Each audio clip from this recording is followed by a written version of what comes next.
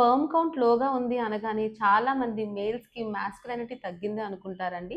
కానీ అది ఏమాత్రం నిజం కాదు. లో స్పెర్మ్ కౌంట్ అనేది చాలా కామన్ కండిషన్. ఈ మధ్య కాలంలో మనం చాలా మందికి చూస్తున్నాము. ఇది ఈజీగా ట్రీట్ చేయొచ్చు. అంతే కాకుండా it doesn't mean the end of parenthood. మీరు ఫాదర్స్ అవ్వరు అని అసలు కాదండి. మీరు ఖచ్చితంగా ఫాదర్స్ అవుతారు. Proper treatment and lifestyle మేనేజ్‌మెంట్‌తో. స్పెర్మ్ కౌంట్ లోగా ఉందని మనం ఎప్పుడు అంటాము? మీరు సెమెన్ ఇచ్చినప్పుడు మీ సెమెన్ వాల్యూమ్‌లో లెస్ థాన్ 39 మిలియన్ స్పెర్మ్స్ ఉన్నప్పుడు, అంతే కాకుండా పర్ ఎంఎల్ ఆఫ్ సెమెన్ తీసుకున్నప్పుడు మీకు లెస్ థాన్ 15 మిలియన్ స్పెర్మ్స్ ఉంటే మీకు స్పెర్మ్ కౌంట్ లోగా ఉందని అంటాము. అసలు లో స్పెర్మ్ కౌంట్‌కి కాజెస్ ఏంటి? ఒకటి లైఫ్ స్టైల్ కాజెస్. మీకున్న హ్యాబిట్స్ ఆల్కహాల్, స్మోకింగ్, ఒబీస్‌గా ఉన్న వాళ్ళకి, సెడెంటరీ లైఫ్ స్టైల్ అలాగా కూర్చొని పనిచేసే వాళ్ళకి, ల్యాక్ ఆఫ్ ప్రాపర్ స్లీప్ ఉన్న ఇలాంటి కండిషన్స్‌లో మీకు స్పెర్మ్ ప్రొడక్షన్ తగ్గుతుంది. Second one is exposure to excessive heat.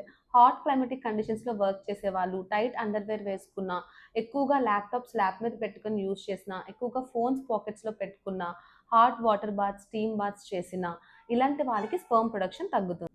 Third one is medical causes. మీకేమైనా ఇన్ఫెక్షన్స్ ఉన్నా, అన్‌డిసెండెడ్ టెస్టిస్ ఉన్నా, జెనెటిక్ కాజెస్ అవ్వచ్చు, వారకోసీల్ అవ్వచ్చు.